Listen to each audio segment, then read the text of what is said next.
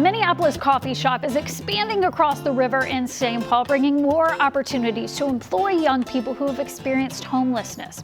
Wildflower Coffee just opened in the city's West 7th neighborhood. WCCO's Kirsten Mitchell shows us how they are serving up a sense of community and success. When you start something, the idea is just with you, and then seeing it grow and other people latch onto it. It's exciting. Anticipation is brewing at Wildflower Coffee. They're preparing to welcome baristas at their newly opened coffee shop in St. Paul. I love seeing youth that have started work with us becoming so confident. Carly Kammerer founded Wildflower Coffee in 2017 at just 25 years old. They work with the nonprofit R.S. Eden to employ youth experiencing homelessness. Combined with its Minneapolis location, they now hope to hire up to 60 youth a year. Youth homelessness is a community problem, so this is a way for the community to come together and address it. Employees work 20 hours a week for 4 months. Besides earning a livable wage and a stable work environment, they go through programs to develop personal and professional skills. Really try to focus on what's next and what our youth want for their lives and what they want to do and how we can help connect them to getting there. A lot of employers are just like, oh, you don't have an address, so therefore you must be transient, and therefore, it brings all sorts of awful stereotypes in. And it may simply be they just can't afford the bus and food at the same time. With its location next to R.S. Eden Housing, they hope some employees won't have to worry about transportation. Since the work program began, Wildflower says 80% of graduates were employed or enrolled in education at their check-ins. So I'm able to prove that youth are not just successful during their time here, but after they leave here, are being able to continue that success. In St. Paul, Kirsten Mitchell, WCCO 4 News. It's something most of us never really learned about in school. What is Down syndrome, and how do we best interact with people who have that diagnosis? I met a Blaine mom and 2 little best friends who are all on a mission to help people better understand. Are you ready to be on TV? Yes, I'm ready. Me too, I guess. You're both stars.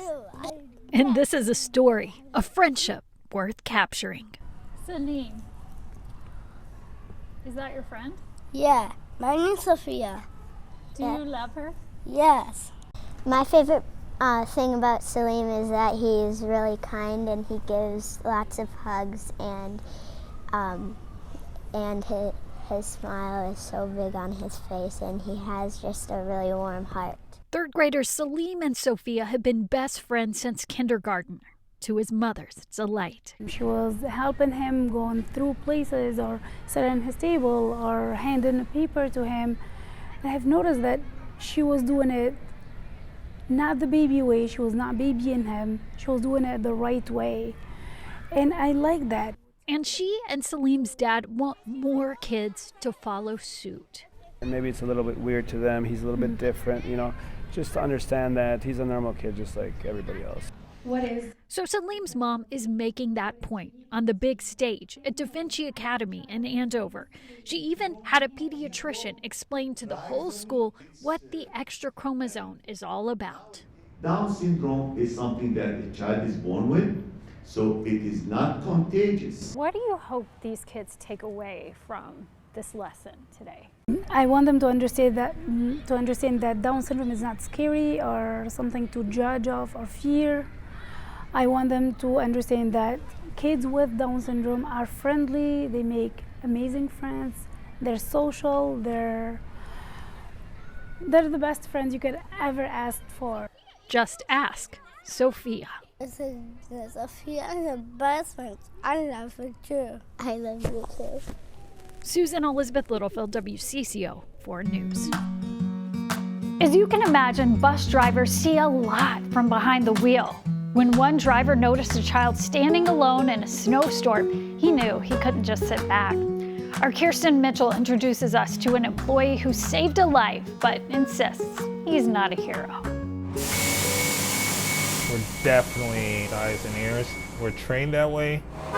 Just 4 months on the job as a Metro Transit bus operator, We help as many people as we can. Ambrose Younge proved driving is more than getting from point A to B.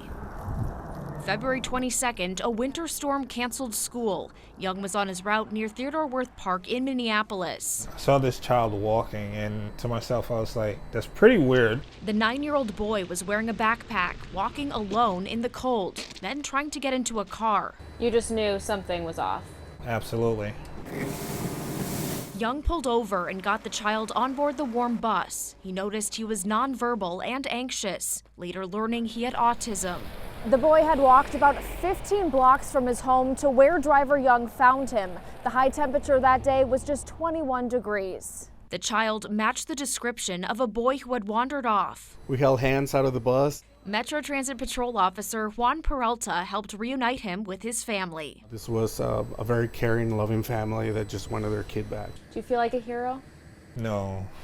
Being a dad, I'm very happy that I was able to step in, and help this child. I would hope that someone does that for my children as well. Whether, they're victims of a crime or they're having a medical emergency, the street is safer because of these bus drivers. In Minneapolis, I'm just happy he was able to get safely back to his family. Kirsten Mitchell, WCCO 4 News. Still to come on the Uplift, a winery giving California a run for its money. We're going to take you to a destination putting Minnesota on the map.